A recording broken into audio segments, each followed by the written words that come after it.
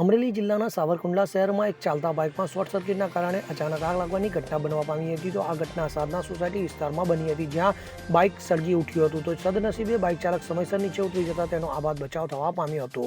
મળી આવતી જાણકારી અનુસાર બાઇક ચાલક સાધના સોસાયટી વિસ્તારમાંથી પસાર થઈ રહ્યો હતો, ત્યારે અચાનક સ્પાર્કિંગ થવા લાગ્યું અને ઇલેક્ટ્રિક શોર્ટ સર્કિટના કારણે થયેલા સ્પાર્કિંગથી આગ પેટ્રોલ ટાઇટની સુધી ફેલાઈ જવા પામી હતી, જેના પરિણામે બાઇકે ગણતરીની પળોમાં જ ભયાનક સ્વરૂપ ધારણ કર્યું હતું. તો આગ લાગતાની સાથે જ આસપાસના સ્થાનિક લોકો તાત્કાલિક મદદ માટે દોડી આવ્યા હતા. તેમણે પાણીની ડોલ વડે આગ ઉપર કાબુ મેળવવાનો પ્રયાસ હાથ ધર્યો હતો. તો ભારે જહેમત બાદ આગને નિયંત્રિત કરવામાં સફળતા મળી હતી. જોકે આગ પર કાબુ મેળવવામાં આવ્યો ત્યાં સુધીમાં બાઇક સંપૂર્ણપણે બળીને ખાક થઈ જવા પામ્યું હતું. તો આગ લાગેલું બાઇક હોન્ડા કંપનીનું હોવાનું સામે આવ્યું છે. તો આ ઘટનાને કારણે થોડા સમય માટે વિસ્તારમાં ભીડ એકઠી થઈ ગઈ હતી અને લોકોમાં ભયનો માહોલ પણ સર્જાયો હતો.